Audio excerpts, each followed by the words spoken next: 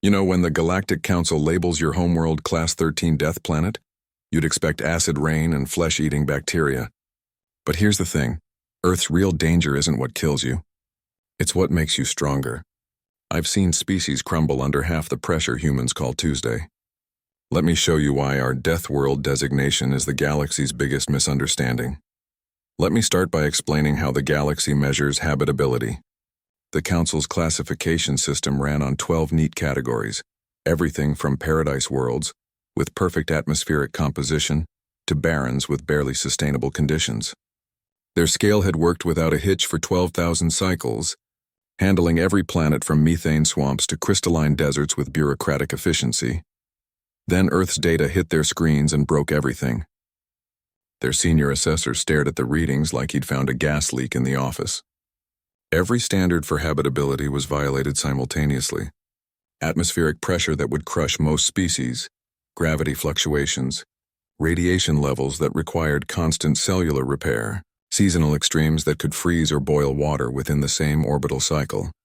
They'd never needed a Class 13 designation before this moment. The classification wasn't just unusual, it was unprecedented. Their protocols assumed that extreme danger meant inevitable extinction.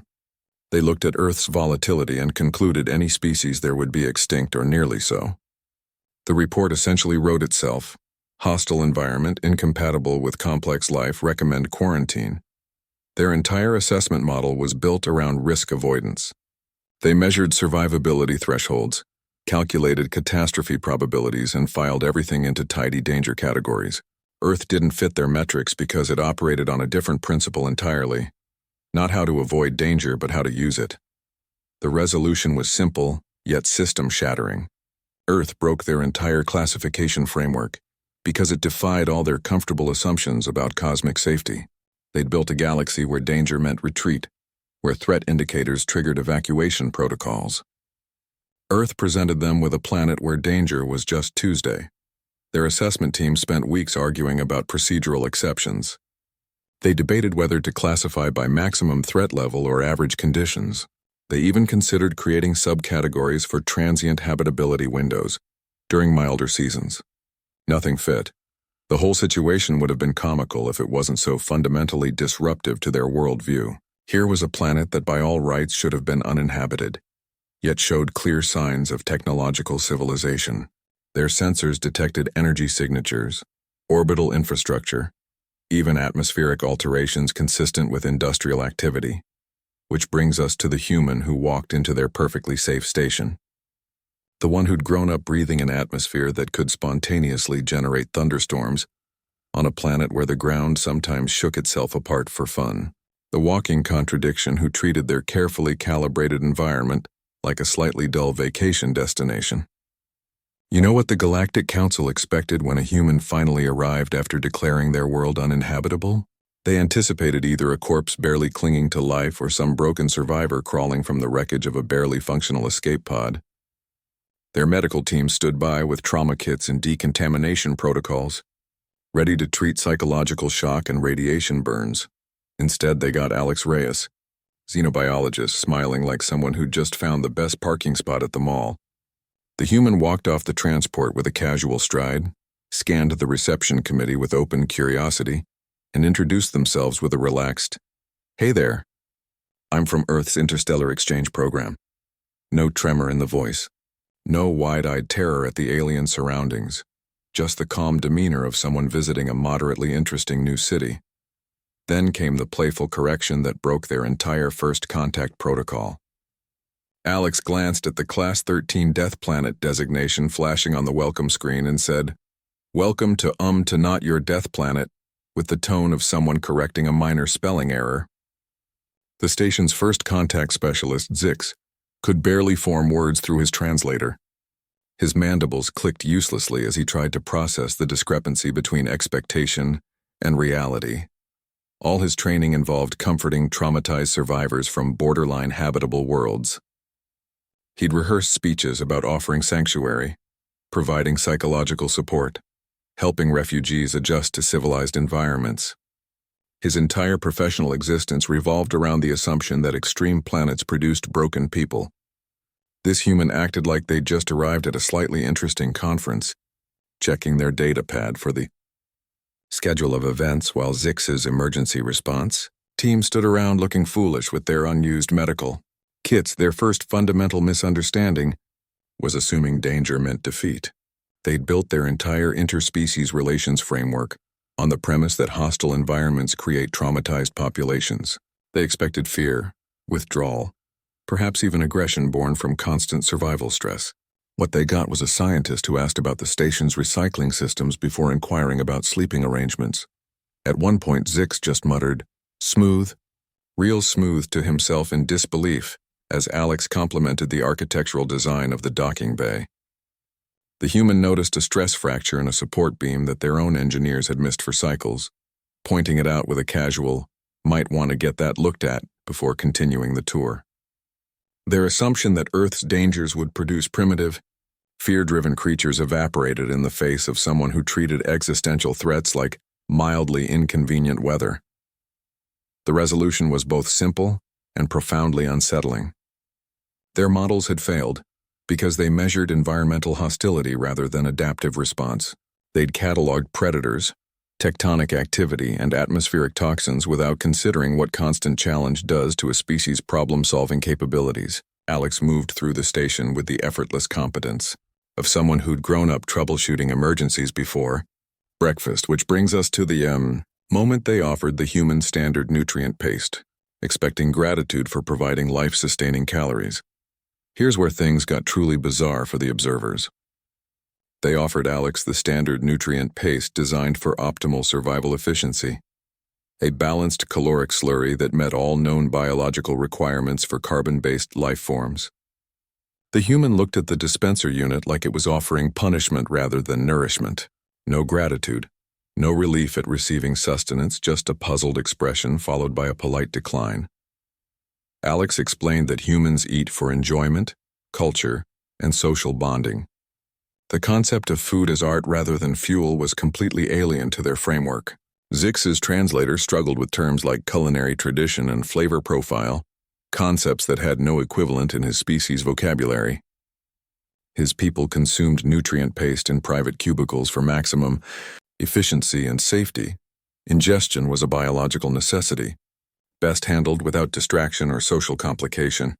The human described barbecue as a slow-cooking method involving smoke and fire, sushi as raw fish prepared with artistic precision, family dinners as multi-hour events where relatives gathered to share food and conversation. Zix's primary food concern had always been contamination risk and nutritional adequacy. The idea that someone would deliberately complicate the ingestion process with unnecessary variables like seasoning or presentation seemed recklessly inefficient. Their species viewed eating as a vulnerable state, a moment when sensory awareness diminished and reaction times slowed. Eating together would compound this vulnerability, creating what their risk assessment models classified as a critical exposure scenario. The human concept of business lunches, dinner dates, and holiday feasts sounded like multiple simultaneous security breaches waiting to happen. Alex's explanation of comfort food particularly baffled them. The notion that specific flavors could trigger emotional states or nostalgic memories suggested a neurological complexity they hadn't anticipated. Their medical scanners had detected nothing unusual about human taste receptors, but clearly they were missing something fundamental about how humans processed sensory input. This was their first real clue that human priorities were fundamentally different. Where other species sought to minimize risk and maximize efficiency, humans seemed to actively introduce complexity into basic biological functions. They didn't just sustain themselves. They turned necessity into opportunity for creativity, social connection, and even emotional expression. The resolution slowly dawned on Zix as Alex described regional variations in bread-making techniques. When you're not fighting for survival at every meal, you can afford to make food mean something beyond mere sustenance. Earth's relative stability, despite its classification, had allowed humans to transform basic biological needs into cultural artifacts. Their death world had enough margin of safety that they could play with their fuel source. The thing is, when your planet isn't trying to kill you at every meal, you can afford to make eating about more than just not dying. Humans had taken the fundamental act of consumption and built entire civilizations around it. Restaurants, cooking shows, culinary schools, food criticism. What other species saw as a vulnerability to be minimized, humans had turned into a cornerstone of their social architecture, which brings us to their gravity expectations and how humans treated physical constants like they were mild suggestions. Let me tell you about their gravity expectations. Most species evolved in stable environments with consistent gravitational forces, developing biological systems that required conditions within extremely narrow parameters. Their cardiovascular systems, skeletal structures, and even neurological functions all depended on gravitational consistency. Even minor variations required cumbersome pressure suits or medical interventions to prevent systemic collapse. Humans comfortably live everywhere from 0.3 G orbital habitats to 1.8 G high-altitude settlements without any special equipment. Alex moved through the station's carefully calibrated gravity fields like they were nothing special, transitioning between sectors with different gravitational profiles without breaking conversation or showing any visible adjustment period. The observers watched closely for signs of distress or physical discomfort. Expecting at least some indication of gravitational stress, they found none. Just casual adaptation to what other species would consider extreme environmental shifts. Their medical scanners kept waiting for physiological stress signals that never came. No blood pressure spikes, no vestibular system confusion, no muscle strain indicators. The human's body treated variable gravity as normal operating conditions, like someone who'd trained their entire life to handle unpredictable physical demands. Earth's inconsistent environment made humans adaptable where others specialized. Their planet's varied topography and geological activity meant humans evolved in regions with significantly different gravitational experiences. High-altitude plateaus, deep ocean trenches, equatorial zones with centrifugal force variations. Where other species developed perfect optimization for specific conditions, humans maintained a flexible physiology that could handle radical environmental changes without catastrophic failure. Their medical team initially suspected some kind of biological anomaly or hidden technology aiding the adaptation. Detailed scans revealed nothing but remarkably robust musculoskeletal organization and a circulatory system that treated pressure changes as routine background noise. The human cardiovascular system particularly fascinated them. It maintained perfect function across gravitational gradients that would cause most species to either faint or suffer vascular ruptures. Alex explained this was simply normal human variation. Some humans lived their entire lives in lunar colonies with minimal gravity, others in mountainous regions with increased gravitational effects. Their species had colonized everything from orbital stations to deep underwater facilities, treating gravitational diversity as just another architectural consideration rather than a biological barrier. The resolution became clear as they watched Alex effortlessly adjust to the station's variable environments. Earth's geological instability and topographical diversity had produced a species that treated gravitational consistency as the anomaly rather than the norm. Where other civilizations sought perfect environmental stability, humans built their societies around managing and exploiting physical variability, which brings us to their concept of good stress, the idea that some forms of physical challenge could actually strengthen, rather than damage biological systems. The observers were about to discover that human adaptation went far beyond mere tolerance. They actively sought out conditions that other species would classify as hazardous. You know what really confused them? Most species across the galaxy had spent millennia perfecting risk elimination. Their entire philosophical framework revolved around achieving perfect stability, controlled environments, predictable outcomes, and the systematic removal of uncertainty from daily existence. Stress was universally categorized as a negative biological response to be mitigated through advanced technology and careful environmental management. Humans actually seek out challenges they call eustress. Alex described exercise as deliberately stressing tissues to make them grow stronger, a concept that made their medical officers check their translation devices twice. The human explained how muscle fibers develop microtears during weightlifting that then repair themselves with increased density. They talked about cardiovascular training as intentionally pushing the heart and lungs beyond comfort levels to enhance their capacity. The concept of voluntary difficulty was completely Alien to their philosophy, their culture valued the elimination of all risk and uncertainty as the pinnacle of civilized advancement. They'd built societies where surprise was considered a design flaw, and novelty was something to be carefully managed through controlled exposure protocols. The idea that someone would willingly embrace discomfort for potential future benefit seemed like evolutionary madness. Humans seemed to court controlled danger for enjoyment. Alex described recreational activities that involved falling from the sky with fabric wings, diving to crushing ocean depths for fun, or climbing vertical rock faces with minimal safety equipment. Their risk assessment algorithms flagged these behaviors as pathological, yet humans treated them as weekend hobbies. They watched Alex handle hot objects from the replicator without dropping them, their hands tolerating temperatures that would send most species into reflexive withdrawal.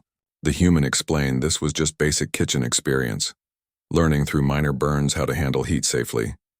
Their medical scanners showed the human had numerous tiny scar tissue formations from past thermal injuries, each representing a learning experience rather than a traumatic event. What others saw as threats, humans saw as training opportunities. Their entire approach to danger was fundamentally different, not something to avoid but something to master through graduated exposure. Earth's environment had taught them that some stresses weren't threats to survival, but invitations to improve capability. The constant environmental challenges of their homeworld had effectively trained them to reframe danger as potential growth. At one point, Zix realized their entire risk assessment model was backwards. They'd been measuring danger in terms of potential harm without considering potential benefit. Their systems were designed to identify and eliminate risk, while human culture seemed designed to identify and utilize risk. The difference wasn't just philosophical, it was physiological, neurological, even sociological. Humans had turned threat response into a developmental tool. Their children played games that involved calculated risks. Their educational systems encouraged challenging established ideas. Their professional cultures rewarded innovative approaches that might fail. Where other species saw danger, humans saw data. Where others saw threat, humans saw tutorial. The resolution slowly dawned on the observation team. Earth hadn't produced a species that merely survived danger. It had produced a species that had learned to harvest danger for personal and collective improvement. Their death world classification needed an asterisk: dangerous but educational, hazardous but instructive. The very things that would break other species were what made humans stronger. Which brings us to the evolutionary advantages of chaos, and how Earth's instability produced a different kind of intelligence altogether. Here's the thing about evolving on a death world. Stable environments across the galaxy produce specialized creatures perfectly adapted to specific conditions. They develop exquisite biological solutions for navigating their particular ecological niches. Cryogenic metabolism for ice worlds, radiation-resistant cellular structures for high-energy systems, pressurized circulatory networks for gas giants. These species become masters of their domains, but their perfection comes at a cost. They can't handle change. Earth's constant chaos forced generalists who adapt rather than specialists who perfect. The planet never settled into a stable enough pattern to reward narrow optimization. Species that couldn't handle sudden climate shifts, tectonic rearrangements, or ecological collapses simply vanished from the fossil record. What survived were creatures that could pivot, improvise, and recalibrate their survival strategies on generational timescales. Alex explained, "That which doesn't kill you makes you stronger," wasn't just a phrase. It was their actual evolutionary history written in DNA. Their biological systems developed responsive mechanisms rather than fixed solutions, immune systems that learned from pathogens rather than merely resisting them, neurological structures that reorganized themselves after trauma, metabolic flexibility that could shift between energy sources as availability changed, predatory capacity combined with omnivorous flexibility in ways that broke standard taxonomic models. Humans occupied multiple ecological roles simultaneously: hunter, scavenger, gatherer, cultivator. Their ancestors switched between these strategies based on environmental conditions, competition pressure, and opportunity. This behavioral plasticity became embedded in their cognitive architecture, creating a species that could shift entire survival paradigms within a single lifetime. Their strength wasn't raw power, but problem-solving adaptability. They developed tools not as specialized extensions of biological capabilities, but as modular solutions to constantly changing problems. A human might use the same basic cognitive framework to design a shelter, negotiate a social conflict, and develop treatment for a novel pathogen. Their intelligence was general purpose rather than domain-specific. Earth kept throwing new challenges so they couldn't specialize too narrowly. Just as a species might perfect cold weather adaptations, the climate would warm. Just as they optimized for certain prey, extinction events would reshape the food web. The planet maintained a constant pressure against overspecialization, weeding out creatures that couldn't handle variability and rewarding those that could pivot to new strategies. The resolution became unavoidably clear as they studied human history. The very instability others feared became humanity's greatest advantage. Their variable environment had functioned as a continuous training program for adaptability. Each ice age, volcanic winter, or predator emergence became another lesson in creative problem-solving. What would destroy specialized species became educational opportunities for generalists. Their medical team noted how human physiology maintained juvenile characteristics into adulthood, what biologists call neoteny. This wasn't developmental delay but preserved adaptability. Adults maintained learning capacity, curiosity, and behavioral flexibility that other species lost after maturation. They remained capable of radical adaptation throughout their lifespans rather than locking into fixed patterns. The thing is, when everything can kill you, you learn to solve everything. Constant environmental pressure selected for comprehensive problem-solving rather than specific solutions. Humans didn't develop perfect camouflage. They developed clothing that could be modified for different environments. They didn't evolve venom. They created tools that could deliver various chemical payloads. Their approach was always about maintaining optionality.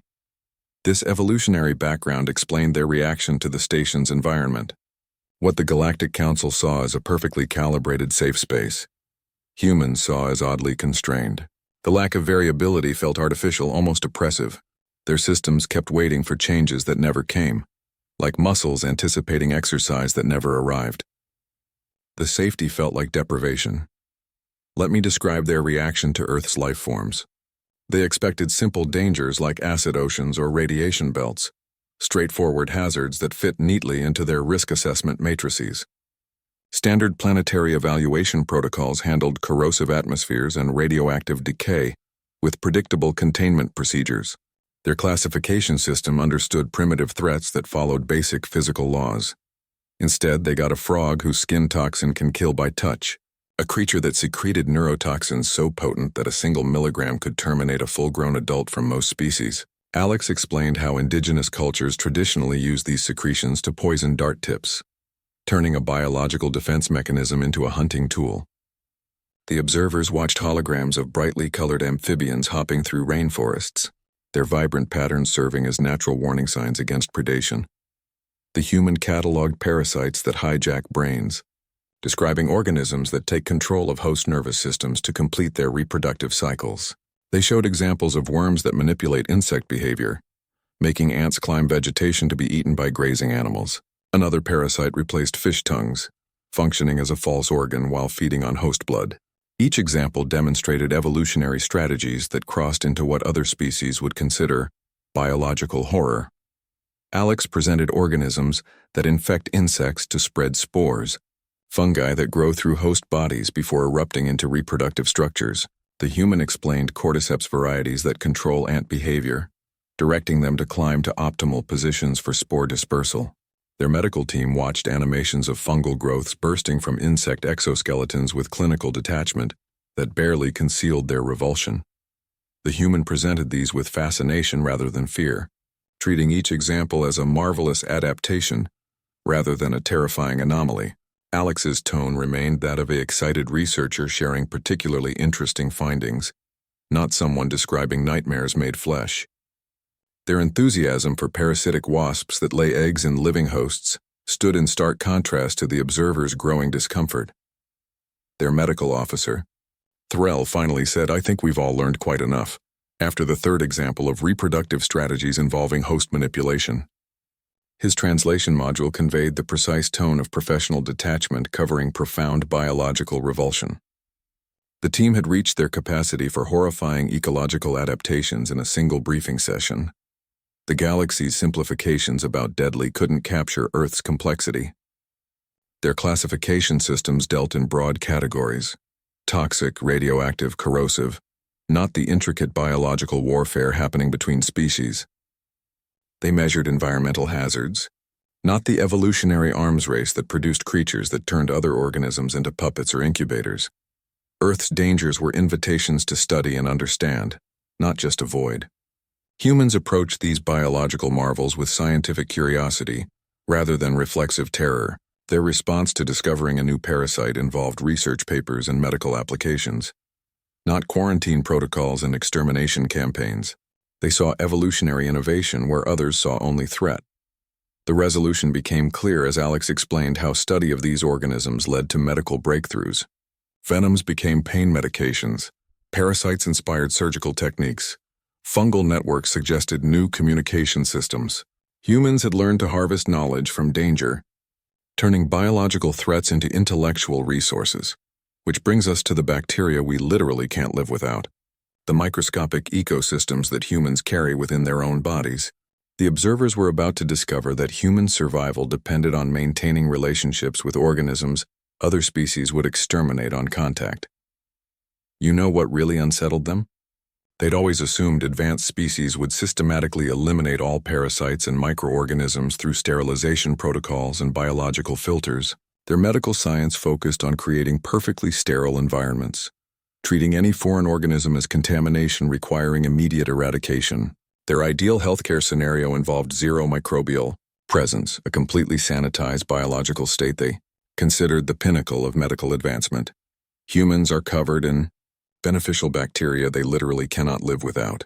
Alex explained their biology is fundamentally inseparable from their microscopic ecosystem, describing how digestion, immune function, and even neurological health depend on maintaining complex microbial communities. The human body contains trillions of non-human cells that outnumber their own cells, functioning as integrated components rather than invaders. Their survival depends on this microscopic collaboration.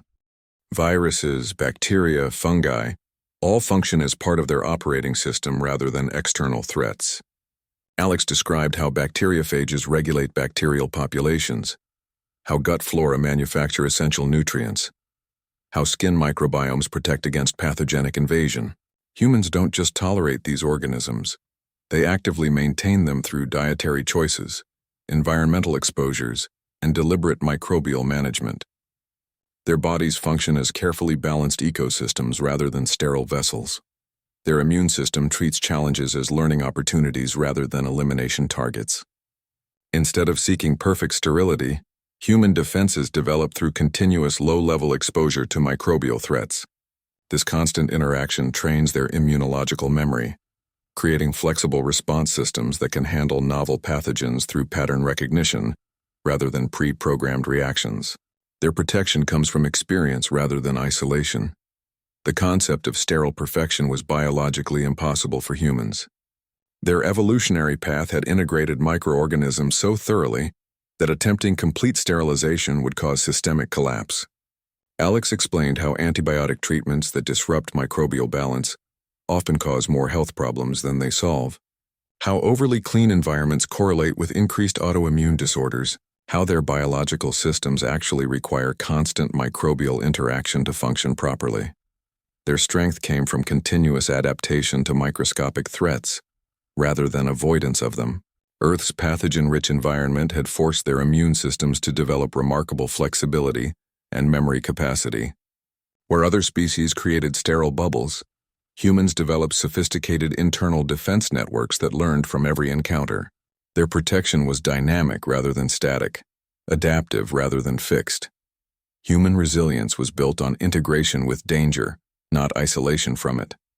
Their biological strategy involved managing complexity rather than eliminating variables. They maintained health through balanced ecosystems within their own bodies, treating microorganisms as partners rather than enemies. This approach allowed them to handle novel pathogens that would devastate species relying on sterile protocols. At one point, Zix realized their medical protocols were designed for the wrong problem. Their entire healthcare model assumed the goal was eliminating biological variability, creating perfect predictable conditions. Human medicine focused on maintaining balanced complexity, managing dynamic systems rather than imposing static perfection. Their approach wasn't less advanced, it was solving a different set of biological challenges altogether. The resolution became clear, as Alex explained: autoimmune disorders and allergies, conditions where immune systems malfunction. From lack of proper training, humans had learned that some biological risks weren't threats to eliminate, but necessary components of health. Their medical science embraced controlled exposure, vaccination, and microbiome management rather than absolute sterilization. Their misunderstanding had been fundamental. They'd viewed human biology through their own medical framework, rather than understanding it operated on different principles. Human strength came from integration and adaptation, not isolation and elimination. Their death world hadn't just made them tough, it had taught them to work with complexity rather than against it. Which brings us to the station crisis, where theoretical understanding met practical application. The observers were about to witness how human biological adaptability translated into emergency response capabilities when systems started failing in Sector 7 Delta. Here's where theory met reality. A micrometeoroid impact in Sector 7 Delta caused a pressure breach that threatened the station's primary water reclamation system. Emergency protocols activated automatically, sealing the affected corridor and initiating standard containment procedures. The system registered multiple structural failures and atmospheric leaks that exceeded automated repair capabilities. Standard protocols called for evacuation and containment until specialized repair teams could arrive from the nearest orbital facility. The procedures emphasized crew safety over system preservation, prioritizing isolation of damaged sections rather than immediate intervention. Their risk assessment matrix classified this scenario as requiring professional emergency response. Teams with specialized equipment and training, Alex, volunteered for an EVA patch in the damaged corridor without waiting for protocol approvals. The human assessed the situation readings on the main display, calculated the repair window, and made the decision in under 30 seconds. Their offer came not as a hesitant question but as a straightforward statement of capability. The human said, "I'm volunteering," like it was choosing dessert from a menu, a simple preference rather than a life-threatening decision. There was no dramatic pause, no visible tension in their posture, just calm assessment followed by immediate action. The station commander had to ask for confirmation twice, expecting the human to reconsider once they understood the actual risk level.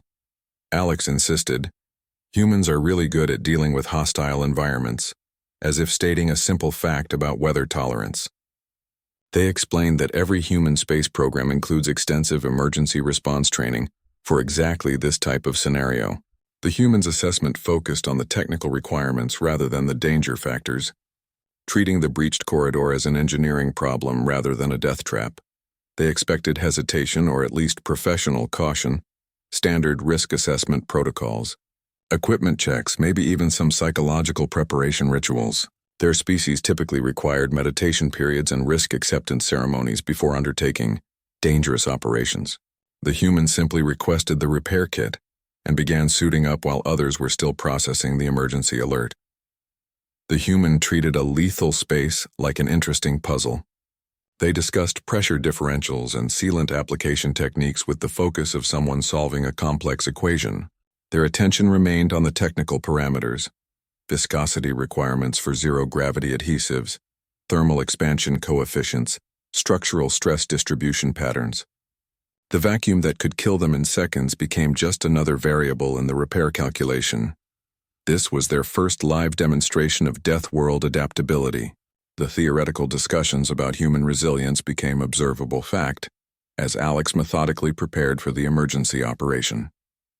Their movements showed practiced efficiency rather than emergency panic, the result of training scenarios that apparently involved far worse conditions than a simple hull breach. The thing is, when you're born in chaos, space station emergencies feel familiar. Growing up on a planet with constant environmental challenges apparently creates a psychological framework where mechanical failures and system breaches register as manageable problems, rather than existential threats. Their comfort with uncertainty became their greatest asset in that moment. The resolution came when Alex cycled through the airlock without any of the customary farewell rituals or final communications. The human simply switched to task-focused mode and began working, while the station crew watched through monitors, their own emergency protocols feeling increasingly inadequate against this calm competence. Which brings us to the actual repair operation, where theory became practice in the most dramatic way possible. The observers were about to witness how human adaptability functioned under actual pressure, complete with structural failures and time constraints that would overwhelm most species' emergency response capabilities. Let me describe how Alex handled that breach. The corridor presented multiple system failures compounded by structural damage from the initial impact. Atmosphere readings showed rapid pressure loss while emergency lighting flickered across twisted metal and floating debris. The environment combined vacuum exposure with sharp edges and unstable surfaces, conditions that would trigger panic protocols in most species' emergency training. A support beam failed as Alex applied sealant, shifting suddenly under stress from the compromised structure. The human tumbled but recovered without panic, using the momentum to reposition rather than fighting against it. Their suit thrusters fired brief corrective bursts while their hands maintained grip on the sealant applicator. The motion appeared almost practiced, like someone who'd trained for equipment failure during critical operations. They maintained calm, applied sealant in precise circular motions despite the unstable environment. Their movements showed no tremor or hesitation, each rotation of the applicator covering exactly the required surface area. The sealant formed a perfect barrier, despite the surrounding chaos, its chemical composition reacting precisely as designed under variable pressure conditions. Their focus remained entirely on the technical execution, rather than the surrounding danger. Zix helped with reactor-level coordination from safety, managing power distribution, to stabilize the compromised sector. The communication channel remained open throughout, with Alex requesting specific system adjustments without elevated urgency. Their exchange sounded like routine maintenance dialogue rather than emergency operations. Zix provided crucial support by rerouting energy flows and monitoring structural integrity readings in real time. They heard Alex say, "Just need to hold pressure." 30 seconds like commenting on weather conditions. The statement contained no dramatic emphasis, no detectable stress in vocal cadence. The human counted down the curing time while maintaining perfect applicator position. Their body stabilized against the damaged structure with practiced bracing techniques. The repair proceeded with methodical precision despite the continuing environmental instability. The seal held perfectly despite the failing environment, its integrity confirmed by suddenly stable pressure readings. Scanners showed complete atmospheric containment with no leakage detected. The emergency alerts ceased one by one as systems returned to nominal function. The corridor stabilized, its structural weaknesses now reinforced by the expertly applied sealant, rather than further compromised by the repair attempt. The station's commander admitted it was fun, despite nearly killing them, his translation module conveying genuine amusement rather than sarcasm. His species typically described near-death experiences with terms like traumatic or devastating. The human concept of finding enjoyment in controlled danger represented a fundamental shift in their risk assessment framework. What they viewed as catastrophe, humans viewed as engaging challenge. Alex's training in standard emergency response protocols proved crucial throughout the operation. Every movement showed drilled competence rather than improvised reaction. Their space program apparently prepared them for scenarios far beyond textbook emergencies, incorporating equipment failure and environmental surprises into standard training curricula.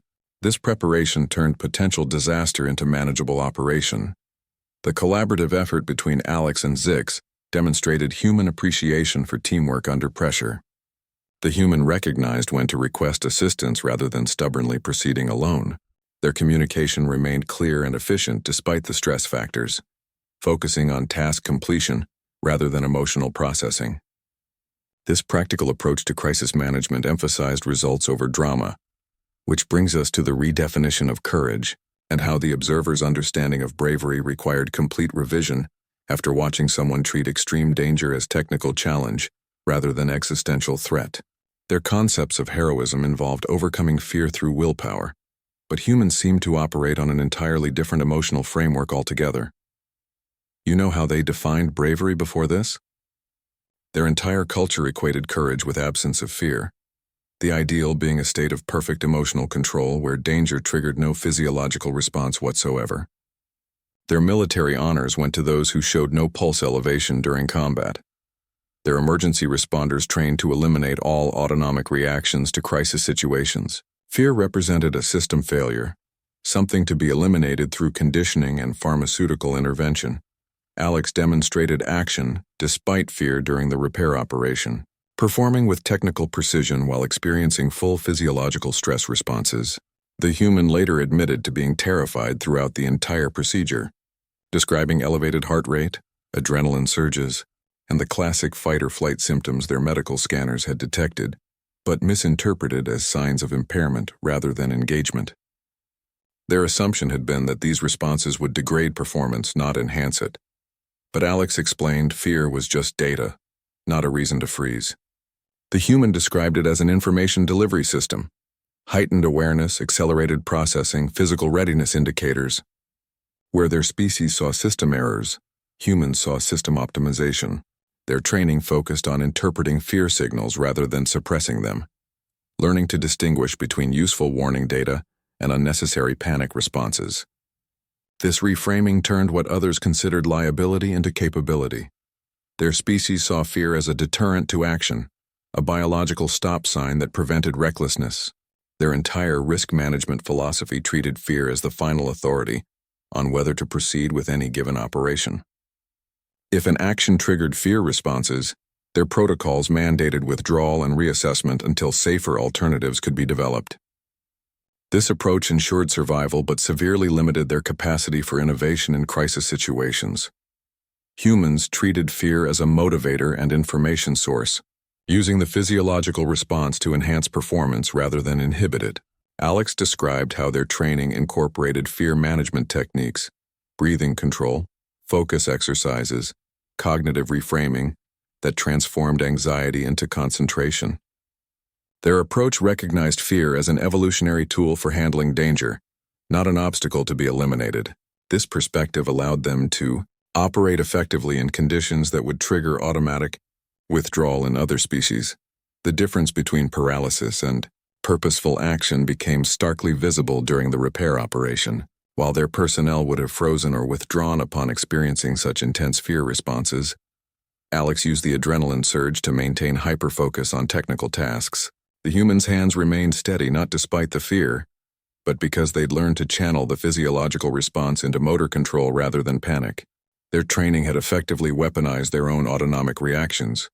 True courage wasn't lack of fear, it was using fear as fuel. The human concept recognized that eliminating fear was both impossible and counterproductive. Instead, they developed methods to harness the energy and awareness that fear provided while maintaining operational control. This approach produced individuals who could perform complex tasks under extreme duress because they'd learned to work with their biology rather than against it. At one point, Zix realized their entire philosophy of risk was backwards. They'd been trying to create safety by eliminating fear responses, while humans created capability by mastering them. Their medical protocols focused on suppressing physiological reactions to danger, while human training emphasized understanding and utilizing those same reactions. The fundamental difference wasn't in courage, but in how they defined and managed the experience of fear itself. This realization explained why humans could operate so effectively in unpredictable environments. Their comfort with fear allowed them to handle novel situations without requiring extensive preparation or controlled conditions. They'd turned what other species considered a biological flaw into a strategic advantage, developing the capacity to perform under pressure that would disable most other civilizations' emergency response systems. The resolution came when Zix understood that human courage wasn't about absence of fear but about relationship with fear. Their species sought to conquer fear through elimination, while humans sought to collaborate with it through understanding. This fundamental difference in approach created entirely different capabilities when facing actual danger. Here's what Alex explained after the crisis discussion settled. Earth's harsh environment didn't produce superhumans or ultimate predators. It produced persistent problem solvers. Their evolutionary advantage wasn't about being the strongest or fastest, but about being the most adaptable. The planet's constant challenges created creatures who viewed obstacles as puzzles rather than barriers, developing cognitive flexibility where other species developed physical specialization. This fundamental difference in approach explained why humans could handle novel situations that would paralyze more specialized civilizations. Their strength lay in social cooperation and tool use rather than raw power or individual capability. Human history showed consistent patterns of collective problem-solving, from early hunting groups coordinating takedowns of larger prey to modern scientific communities collaborating on complex research. Their survival strategy involved distributing challenges across groups rather than relying on exceptional individuals. This collaborative approach allowed them to tackle problems too large for any single person, while accumulating knowledge across generations. Shared knowledge, divided labor, mutual support. These formed the actual human advantage. Their civilizations developed systems for preserving and transmitting information, creating cumulative cultural evolution that accelerated their problem-solving capabilities. Specialization occurred within groups rather than within species, allowing them to maintain general adaptability while developing specific expertise. This balance between individual specialization and collective generalization created remarkably resilient societies. They're not perfect, no species is, but they try. Human history contains plenty of conflicts, failures, and disastrous decisions. Their strength comes from learning from these mistakes rather than avoiding them entirely. Their systems incorporate error, correction, and adaptation, building resilience through experience rather than seeking perfect initial solutions. This acceptance of imperfection allows them to innovate in ways that risk-averse cultures cannot. This reframed the Death World label as a catalyst rather than condemnation. Earth's challenges weren't merely obstacles to survival but drivers of innovation. The constant pressure forced creative solutions, preventing stagnation and encouraging continuous improvement. What appeared as hostile conditions from outside actually functioned as evolutionary training grounds for adaptability and problem-solving. The classification missed the productive aspect of Earth's environmental pressures. Danger forced innovation rather than retreat throughout human history. Each new threat, climate shifts, resource scarcity, novel predators, prompted technological and social adaptations. Their development of tools, agriculture, medicine, and energy systems all responded to environmental challenges. This pattern of challenge and response created a species that instinctively looks for solutions, rather than accepting limitations. Their approach treats constraints as design parameters rather than stop signs. Their violence and predation were part of this overall flexibility rather than pure aggression. Human conflict, while destructive, also drove technological and social innovation under competitive pressure.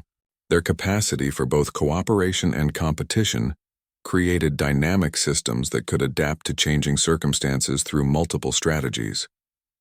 This behavioral flexibility allowed them to respond appropriately to different types of challenges. Resolution became clear as Alex outlined human developmental patterns. Earth's adversity produced a civilization defined by resilience and mutual aid rather than mere survival. Their societies developed safety nets, community support systems, and collective security measures that complemented individual adaptability. This combination of personal resilience and social support created remarkably robust communities capable of weathering extraordinary challenges. The thing is, when you can't overcome challenges alone, you learn to work together. Human evolution favored social creatures who could coordinate effectively, communicate complex ideas, and maintain group cohesion under pressure. Their individual adaptability became magnified through cooperation, creating emergent capabilities that no single person could achieve alone. This social dimension turned their Death World inheritance into a collective advantage rather than just individual toughness. Their interstellar ambitions reflected this evolutionary background perfectly. Having adapted to a chaotic and dangerous environment on Earth, humans viewed space as another frontier to be explored through collaboration and innovation. Their approach combined cautious respect for danger with confident problem-solving, treating the vacuum not as an impenetrable barrier, but as another environmental challenge to be understood and managed. Let me tell you about Zix's philosophical shift. He'd studied hundreds of species and their adaptations across 12,000 cycles, cataloging biological responses to environmental pressures with methodical precision. His expertise involved predicting behavioral patterns based on planetary classifications, creating profiles that helped the Galactic Council manage interspecies relations. Everything in his experience suggested that hostile environments produced traumatized, risk-averse civilizations focused solely on survival at any cost. His frameworks had never encountered a contradiction to this principle until Earth's data arrived. He realized Earth wasn't special because it was dangerous. Lots of places are dangerous across the galaxy. They'd classified volcanic worlds with atmospheric poison, radiation-bathed moons, and gravitational nightmare planets that crushed anything without reinforced skeletal structures. The universe contained countless examples of hostile environments that produce specialized but fragile species. Danger itself wasn't remarkable or unique in cosmic terms. Their database overflowed with planets where survival required extreme biological adaptations. Earth was special because it forced a specific type of species through its particular combination of challenges. The planet's unpredictability created creatures who saw danger and thought, "How do we solve this?" rather than, "How do we avoid this?" Their evolutionary path developed cognitive flexibility alongside physical resilience, producing problem solvers instead of mere survivors. The constant environmental shifts prevented overspecialization while encouraging innovation as survival strategy.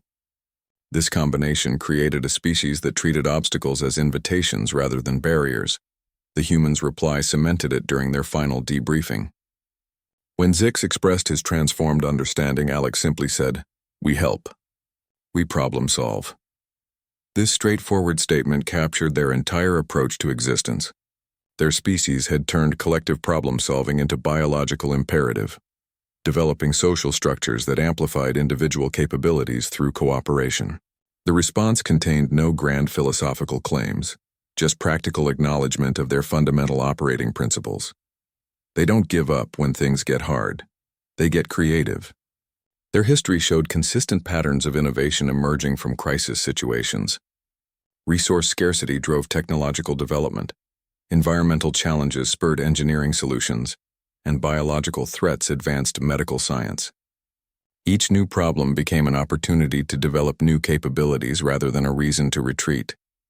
This pattern of creative response to difficulty defined their civilization more than any particular biological adaptation. The payoff was understanding that adversity can produce communal greatness when met with the right mindset. Zix realized that human strength came from their relationship with challenge rather than any innate superiority. Their capacity to transform threats into opportunities through collaboration and innovation represented something the galaxy had never properly cataloged.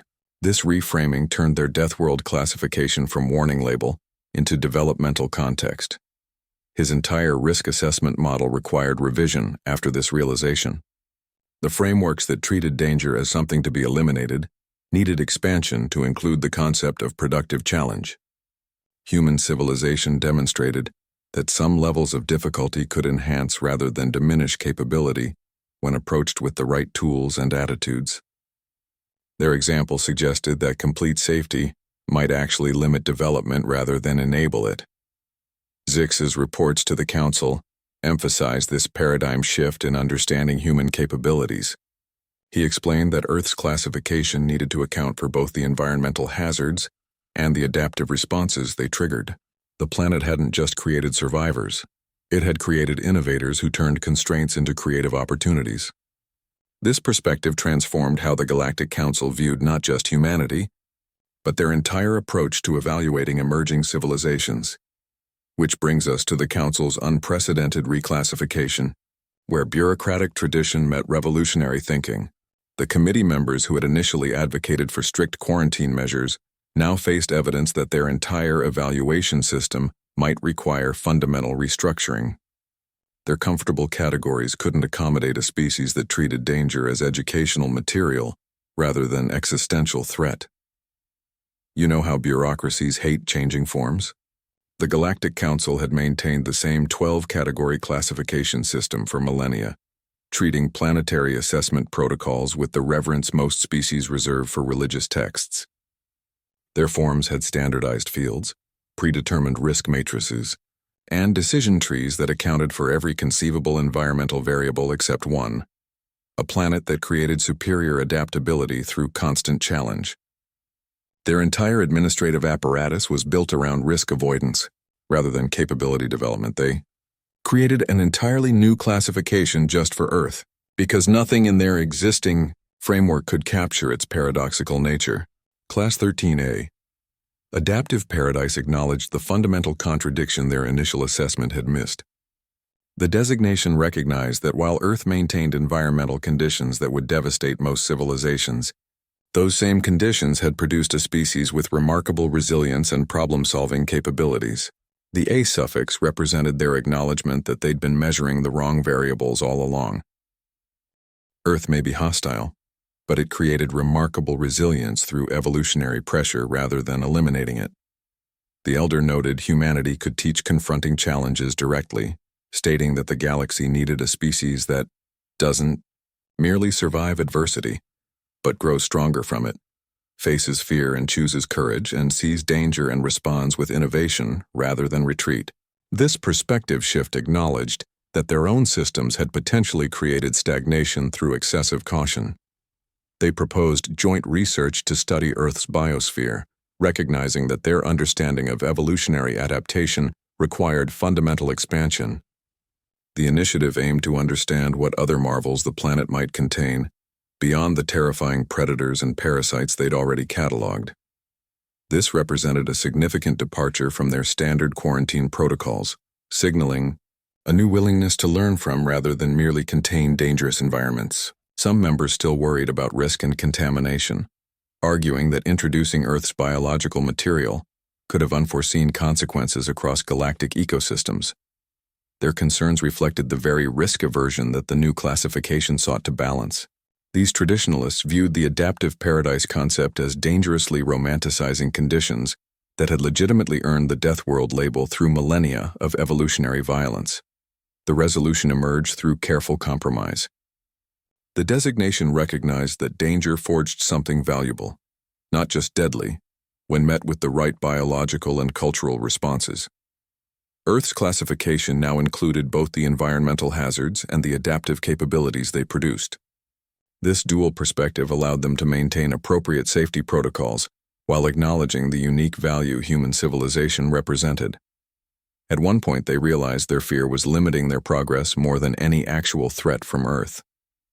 Their risk assessment models had become so focused on preventing worst-case scenarios that they'd stopped considering best-case possibilities. The human example demonstrated that some dangers weren't pure threats, but developmental opportunities when approached with proper preparation and mindset. This recognition required them to rebalance their entire philosophical approach to interspecies relations. The new classification came with revised protocols that managed rather than eliminated human interaction. Designated areas for extreme sports, replaced outright prohibitions, culinary guidelines provided appropriate warnings rather than bans, and exchange programs expanded to include Earth specialists across multiple disciplines. The solution involved channeling human innovation rather than suppressing it, recognizing that safety rails couldn't be placed on creativity without defeating its purpose. Their bureaucratic machinery slowly adapted to the new reality, creating forms that could handle paradoxical classifications. The Class 13A designation became a template for re-evaluating other marginal planets that might have been incorrectly categorized under their previous binary thinking. What began as a special exception for Earth gradually influenced their entire planetary assessment framework, introducing nuance where absolute categories had previously dominated. Which brings us to safety protocols for humans, where theoretical acceptance met practical implementation challenges. The Council's risk management specialists now faced the task of creating guidelines for a species that treated their carefully calibrated safety measures as interesting suggestions rather than firm boundaries. Their standardized procedures required complete overhaul to accommodate beings who viewed danger as educational material. Here's the thing about managing human interactions after the reclassification. They needed new protocols for human-led expeditions that didn't rely on standard safety assumptions. Their existing measures were designed for species that prioritized risk avoidance above all else, creating procedures that focused on eliminating variables rather than managing them. These protocols assumed that danger should always be minimized, and that innovative approaches required extensive testing before implementation. Standard safety measures proved either inadequate or excessive when applied to human activities. Their containment fields and hazard warnings were designed to prevent any exposure to potential threats, but humans consistently operated within what other species considered unacceptable risk parameters. Their emergency response protocols assumed panic and confusion during crises, while humans demonstrated calm problem-solving under pressure. The mismatch between their safety systems and human behavior created constant operational friction. Human extreme sports required designated areas rather than prohibition. Their risk assessment teams identified activities like skydiving, rock climbing, and underwater exploration as unacceptable hazards requiring immediate cessation. Humans viewed these as recreational activities that built skills and confidence. The solution involved creating controlled environments where humans could engage in these pursuits without endangering other species. These zones featured enhanced monitoring and emergency response capabilities rather than restrictive barriers. Their cuisine needed appropriate warnings rather than bans. Initial assessments classified many human foods as biological hazards due to spice levels, cooking methods, or ingredient combinations that could harm other species. Instead of prohibiting these dishes, they developed clear labeling systems indicating potential risks to non-human consumers. This approach respected cultural practices while maintaining safety for those unfamiliar with human dietary tolerances. The exchange program expanded with Earth specialists across multiple disciplines. Engineers, medical researchers, and environmental experts joined the program, bringing methodologies that challenged conventional galactic approaches. These specialists operated with flexibility that sometimes alarmed their counterparts, adapting procedures in real time based on changing conditions rather than following predetermined protocols. Their willingness to experiment in controlled but live environments produced remarkable breakthroughs. They brought novel approaches to seemingly impossible problems that had stalled galactic research for cycles. Human teams tackled environmental restoration projects, structural engineering challenges, and medical mysteries with methods that combined multiple disciplines in unconventional ways. Their solutions often emerged from cross-pollination between fields that other species kept strictly separated, creating innovative hybrid approaches. Their methods often seemed reckless by galactic standards, involving calculated risks that other species would never consider acceptable. Human researchers might test new environmental systems in actual field conditions rather than laboratory simulations, arguing that real-world variables provided crucial data that controlled environments couldn't replicate. Their medical teams developed treatments through careful human trials that followed ethical guidelines, but involved more direct application than galactic norms permitted. The solution was managing human innovation rather than suppressing it. They created oversight frameworks that focused on outcome evaluation rather than process control, allowing humans to employ their methods while maintaining safety boundaries. This approach recognized that human creativity operated best with flexibility rather than strict constraints, though it required continuous monitoring and adjustment. The thing is, you can't put safety rails on creativity without defeating its purpose. Human innovation thrived on exploring possibilities that existing systems hadn't anticipated, requiring protocols that could adapt to novel approaches rather than forcing conformity to established methods. Their safety systems evolved to become more responsive and flexible, incorporating human risk assessment models that balanced danger against potential benefit rather than simply minimizing exposure. This philosophical shift gradually influenced other aspects of galactic operations, introducing more adaptive approaches to problem-solving across multiple species.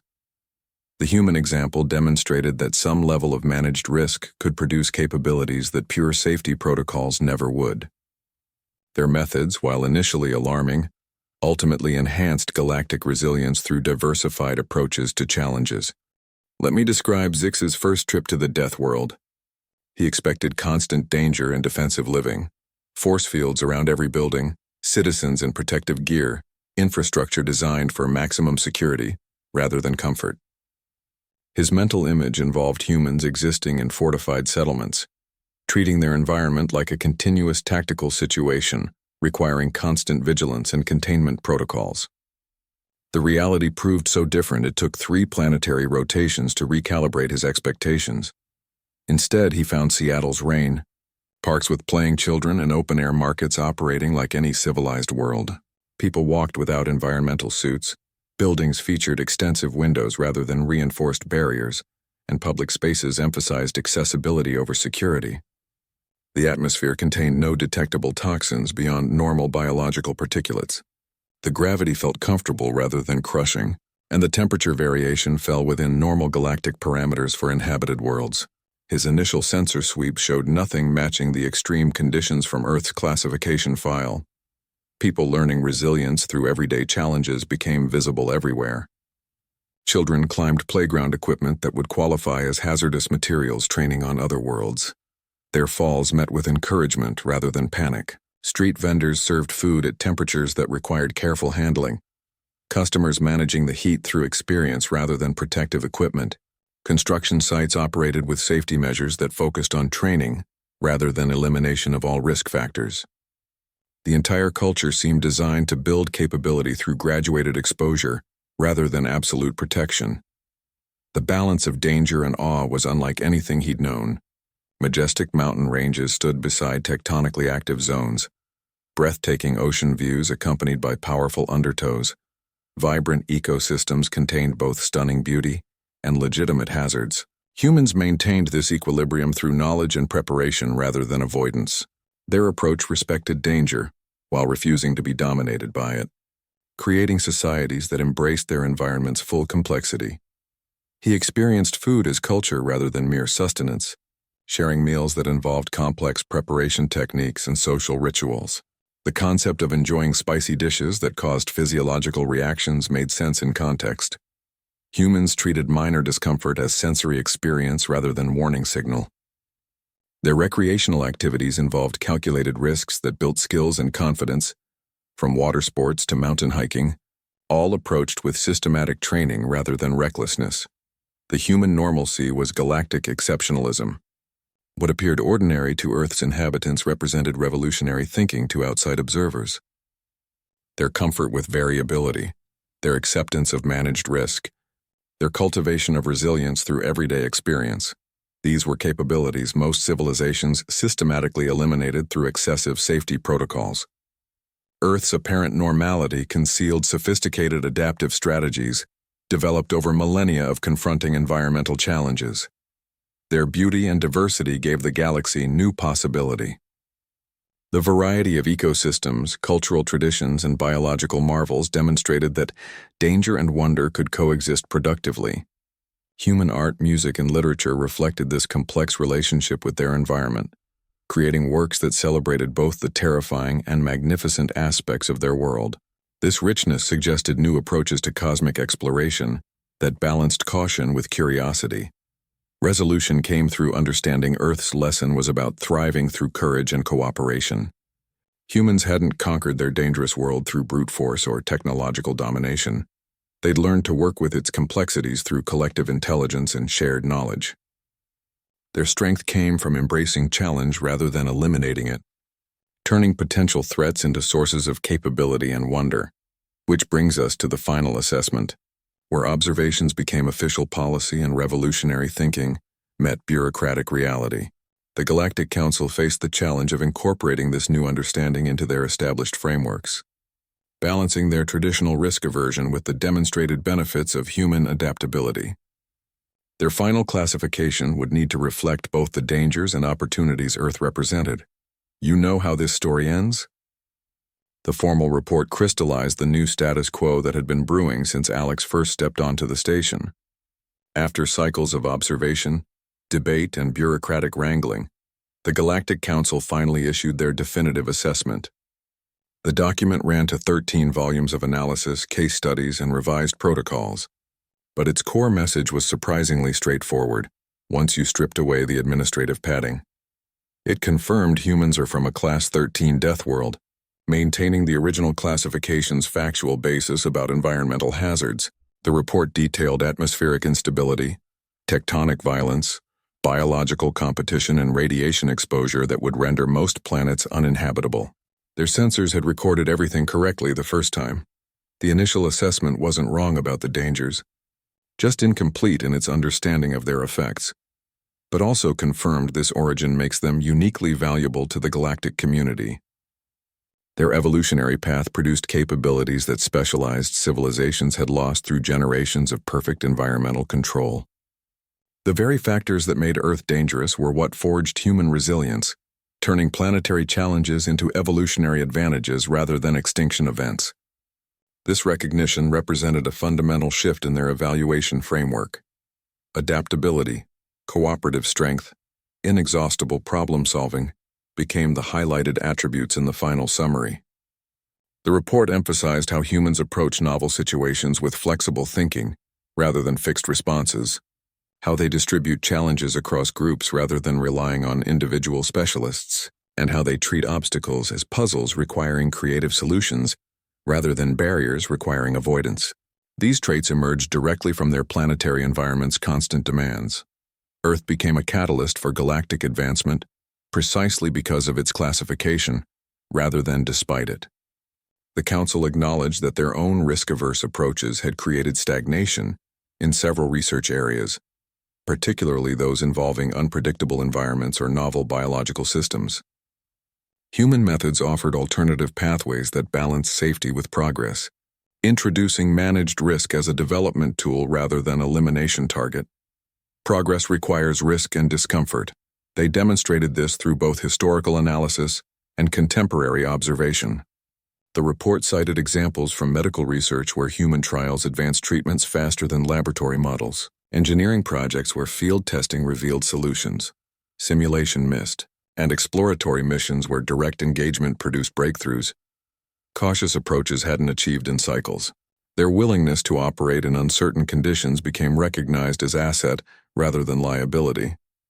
Zix became Earth's translator to the galaxy, his understanding of both perspectives making him indispensable. He helped interpret human methodologies for other species, while explaining galactic protocols to humans, preventing cultural misunderstandings that might have derailed the integration process. His reports emphasized contextual understanding rather than simple translation, focusing on why humans approached problems differently rather than just how they differed.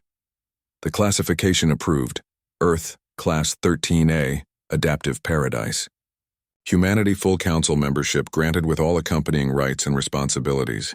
The designation represented a compromise between conservative and progressive factions, acknowledging the planetary dangers while recognizing the valuable adaptations they produced. The membership vote passed with significant but not unanimous support, reflecting lingering concerns about introducing such an unpredictable element into their carefully ordered systems. At one point, Zix realized falling from the sky with a parachute could actually be fun after trying a simulated version under controlled conditions. The experience helped him understand humanity's relationship with fear and danger at visceral rather than intellectual level. This personal revelation mirrored the galactic shift in perspective, that some risks weren't pure threats but potential opportunities when approached with proper preparation and mindset. The simulation became part of his orientation program for other species learning to work with humans. Here's what they ultimately learned from the whole encounter.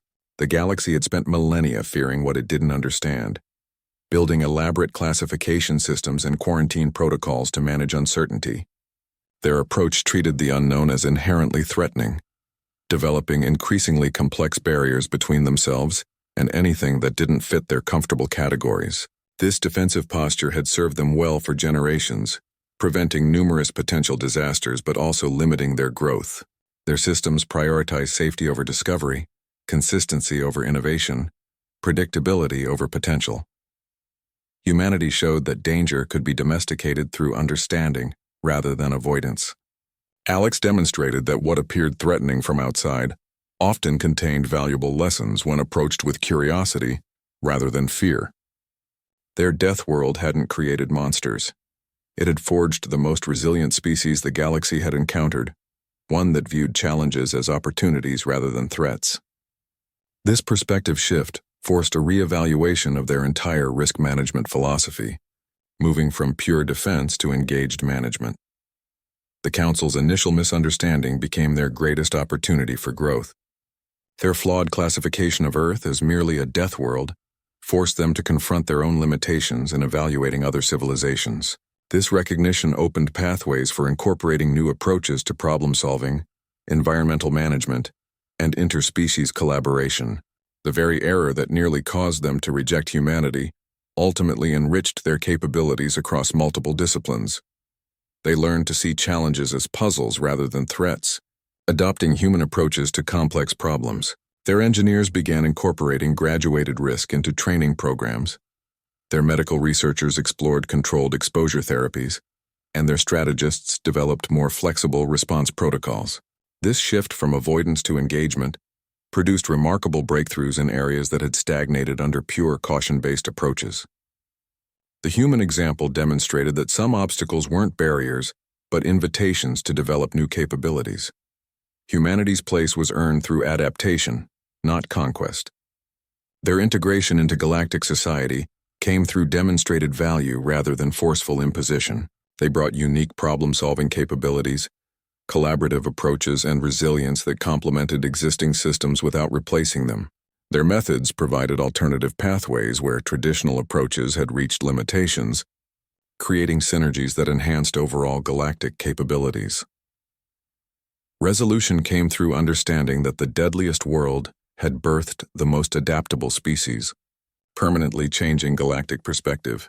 The Council's frameworks now incorporated adaptability metrics alongside danger assessments, recognizing that environmental challenges could produce valuable capabilities. Their evaluation systems began measuring resilience, innovation capacity, and collaborative potential alongside traditional safety parameters. This expanded perspective allowed for more nuanced understanding of emerging civilizations. The thing is, sometimes what looks like a flaw is actually the feature.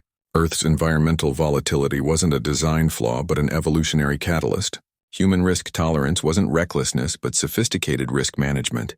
Their comfort with uncertainty wasn't naivety, but hard-earned adaptability. The galaxy had been measuring the wrong variables, focusing on eliminating danger rather than developing capacity to handle it. This realization transformed their approach to exploration, research, and interspecies relations. Their entire philosophical framework shifted from risk elimination to risk management, from absolute safety to calculated challenge. This didn't mean abandoning caution, it meant balancing protection with progression. The human example showed that some dangers weren't pure threats but developmental opportunities when approached with proper preparation and mindset. This balance between safety and growth became the new standard for galactic advancement. The lesson ultimately was about perspective. What one civilization saw as insurmountable danger, another saw as manageable challenge. What some viewed as reckless behavior, others viewed as calculated innovation. The galaxy learned that their classification systems needed room for paradox, for civilizations that defied easy categorization. Earth's designation as both death world and adaptive paradise captured this necessary complexity, acknowledging that environments shape species in ways that simple metrics can't capture. Earth remains dangerous by galactic standards, but its civilization transformed into a public good for all species. They demonstrated that resilience forged through adversity creates unique problem-solving capabilities others lack. Humans inspired entire civilizations to reconsider their relationship with risk, collaboration, and innovation. The exchange program sends human specialists to tackle challenges others avoid, proving sometimes the biggest misunderstandings lead to the most important understandings. Their death world became a classroom. Their survivors became teachers, and their classified dangers became lessons in courage for the entire galaxy. Fear met its match in curiosity.